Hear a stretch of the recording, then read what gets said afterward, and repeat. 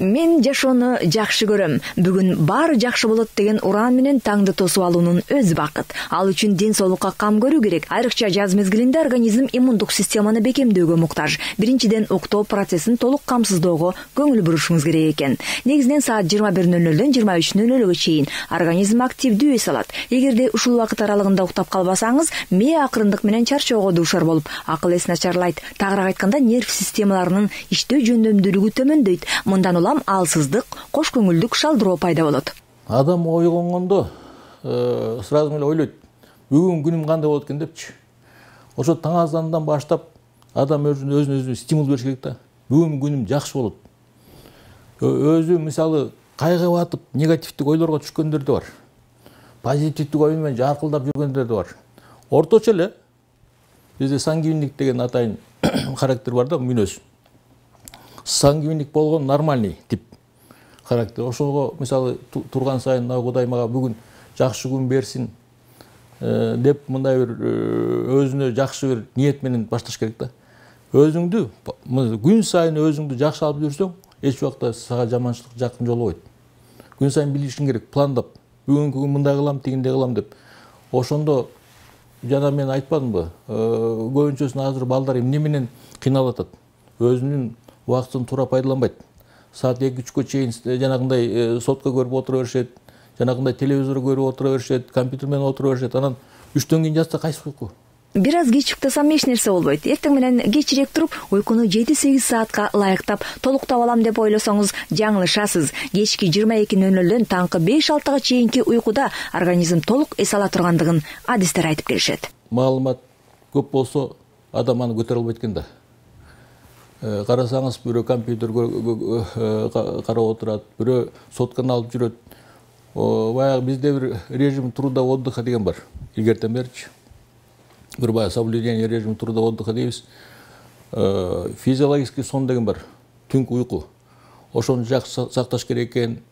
Жакшы укташ керек экен. Иммунитет бекем болуусу үчүн ичегинин микрофлорасы маанилүү. Андыктан таңкы тамактын курамында жетишерлик өлчөмдөгү клетчатка, иммунитетти көтөрүүчү бактериялар болушу шарт. Табигый тамак эмне? Табигый тамак малдын эти. Биз өз менталитетибиз ушундай да. Биз толук элбиз да, чынбы? Толук эл болгондон кийин негизинен жылкынын эти бизге жакыныраак, жанагыдай топостун эти бизге жакыныраак, койдун эти бизге жакыныраак. Азыр бир конокко барсаң, эч ким койдун шорпосун ичпейт. Бүт эле коркуп отурат. Холестерин көбөйүп кетти. Айланайындар деп айтам да, холестерин деген кимде көбөйөт? Шаарлык адамдарда көбөйүшү мүмкүн. Биздин менталитетке ылайык биздин холестерин нормальный, көп көтөрүлө албайт. Анткени биз ата бабабыздан бери гендик бир өзгөчөлүк бар да, биз табигый тамак жеп көнгөнбүз. Анан кийин дагы айтарым сары май. Чынбы? Биздин өзүбүздүн эле жанакындай айран дейбизби, каймак дейбизби, өзүбүздүн тамакка эчтеке жетпейт. Сүт азыктары данегиндеринен жасалган боткалардын курамында кальций, В витаминдеринин тобу, пайдалуу лактобактериялар бар. Мунун баары тамак сиңирүүнү жакшыртып, иммундук системаны бекемдейт. Эң башкысы табигый азыктар менен тамактануу маанилүү. Жерибиз дары чөпкө бай. Дары чөп менен 10 жыл иштедим мен. Дары чөптүн баары менен көрдүм. Бирок азыр андай болбойт экен да, заман өзгөрүп кеттир. Заман деген алда кетип атат. Жакшы дарылар чыккан. Фармакопея деп коет, бизде фармакопея деп коет. Баягы атайын даярдалган фирмадан чыккан дарыларга жетпейт экен. А жана бат дегенди ошону эле унутуп коюш керек. Бул биологически активный средство деген тамак. Табигый тамактын ошондон ар түрлүү нерседен ойлоп чыгышып эле минерал кошуп, тигини кошуп, муну кошуп, витамин кошуп берип атпайбы? Андан абайлаш керек. Негизгиси врачтар берген дарыга жетпейт. Ошону ичип, анан кийин жанакыдай режим сактап, тамакты туура ичип, адам өзүнө жаккан тамакты ич керек. Жөө басуу сөөктөрдү бекемдейт. Байыркы грек дабагери Гиппократ жөө басууну оорунун эң мыкты дарысы деп эсептеген. Бир макалда менин 2 дабагерим бар. Бири оң бутум, экинчиси сол бутум деп айтылат. 700 биологиялык активдүү точкалар бар экен. Анан ошо 12 органдын ызык суун табат. Иглотерапия деп Кытайлар биздин кылымга чейин эле чыгарып турду. Мунун главный действиясы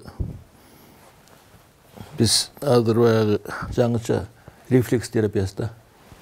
Рефлекс дегенибиз ушу нерв точкаларын сайып мээ аркылуу, короодуктук нерв системасы аркылуу булчуңдарды бошотобуз, ооруганын кетиребиз, кан тамырларды кеңейтебиз. Мунун баягы эмеси көп экен да, эффектisi жакшы экен. Башым ооручу, жүрөк ооручу, суставтар ооручу, ошолор азайып калат. 1 жылда бир келип турабыз. Ички аппаратка да жакшы, точкаларына сайып берет, позвоночниктерине саят. Изилдөөлөр көрсөткөндөй, сейилдөөнү жакшы көргөндөр аз кыймылдагандарга салыштырмалуу ар кандай ооруларга сейрек кабылышат. Ошондой эле жөө басуудан жүрөк ооруларынын өрчүүсү, мээге кан коюлуу ыктымалдыгы төмөн болору билинген. Андан организмдин инсулинди сиңирүү жөндөмү жогорулап, диабет оорусуна чалдоо ыктымалдыгы азаят. Сөөк бекемделип, остеопороздун пайда болушуна бөгөт коюлат. Баскандан адам күч кубат алып, ийилчээк, чыйрак болот. Анын жардамы менен арыктоого жана ашыкча салмак кошуудан сактанууга болот. Булардан тышкары ал мээнин ишин жогорулатат, уйкунун сапатына, узактыгына оң таасир этет, а түгүл депрессия менен күрөшүүгө көмөктөшөт.